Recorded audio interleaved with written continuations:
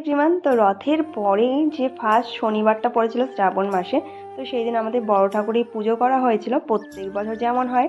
তো এইবারে প্রথম মাসের প্রথম দিনেই করা হয়েছিল শনিবারে। তো প্রথম শনিবারে আমরা করেছিলাম। আর বেশ কিন্তু অনেকটা দেরি হয়ে গেছিলো, যেহেতু ঠাকুরমশাই অনেক লেট করে এসেছে। ঠাকুরমশাইকে আগে আসতে বলা হয়েছিল, কিন্তু ঠাকুরমশাই অন্য জায়গায় কাজে আটকে পড়াতে অন্য ব্রাহ্মণকে পাঠিয়ে দিয়েছিল।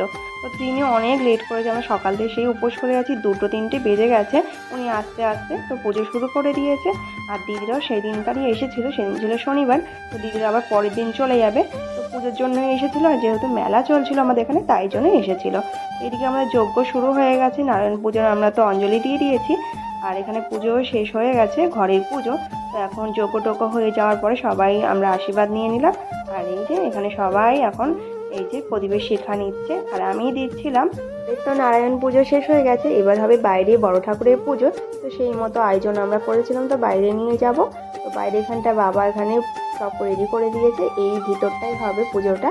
আর তখন না ওই বাজে 3:30-4টে মতো, জানো তো। বড় ঠাকুরের পুজো দিতে দিতে আমাদের বেজে গেছিলো সেই সন্ধ্যে 6:30, 6:30 দিকে। তো এখানে আমরা অঞ্জলি দিয়ে দেবো। তো ঠাকুরমশাই এখানে সব কিছু নিয়ে বসে পড়েছে। আর এখানে বড় ঠাকুরের সব কিছু আয়োজন আমরা করে দিয়েছি। আর এই যে এখানে সব পুজোটা হচ্ছে। আর এখন কিন্তু অনেকটাই বিকেল হয়ে গেছে, তখন বাজে কিন্তু ওই 5টা মতো। আর এদিকে আকাশটা তাও এখন ঝলমল করছে, সকাল দিয়ে একটু বৃষ্টি হয়েছিল। তাই আমাদের পুজো কিন্তু শেষ বড় ঠাকুরে। আর এখন প্রসাদ দেওয়া হবে সবাইকে। আর এই যে সন্ধে হয়ে যাওয়ার পরে পুজো শেষ করে আমরা গেছিলাম মেলায়, যার জন্য দিদিরা এসেছিলো। আর মিনি ঢঙি মাসি দেখো রেডি হয়ে গেছে মেলায় যাওয়ার জন্যে। তারপর আমরা মেলায় চলে গেলাম। আর এই যে দেখতে পাচ্ছ বড় মিকি মাউসটা এখন এখানে লাফালাফি করবে কিছুক্ষণ। মেলাতে ঢুকতে না ঢুকতে মেয়ের বায়না শুরু হয়ে গেছে, আমাকে জাপাং জাপাং করতেই হবে, আমাকে এটা চড়াও ওটা চড়াও, সেই বায়নার আর শেষ নেই। তো দিদি আর ওদিকে প্রতাপদা চলে গেছিলো অন্যদিকে কেনাকাটা করতে। আর এইদিকে আমি মিনিকে নিয়ে দাঁড়িয়েছিলাম, মিনি ওইদিকে তো মজা করছে আর আমিও দাঁড়িয়ে আছি।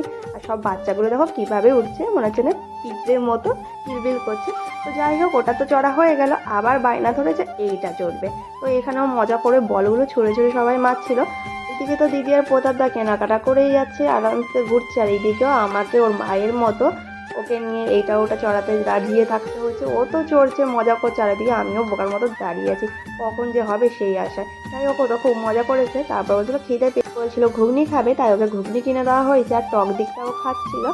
আর এইদিকে আমরা নিয়েছিলাম ভেজ একটা পিৎজা, যেহেতু সেদিনকার শনিবার ছিল আর পুজো করেছিলাম। তো পিৎজাটা নিয়েছিলাম, অতটা টেস্টি ছিল না, বেশি সস দিয়ে দিয়েছিল। তো যাই হোক, এটা খেয়ে তারপর আমরা ফুচকা খেয়েছি, দেন আমরা বাড়ি চলে গেছি, রাত হয়ে গেছিলো। বাড়ি ফিরতে ফিরতে ওই রাত 10টার মতো বেজে গেছিলো। বাড়ি গিয়ে অনেক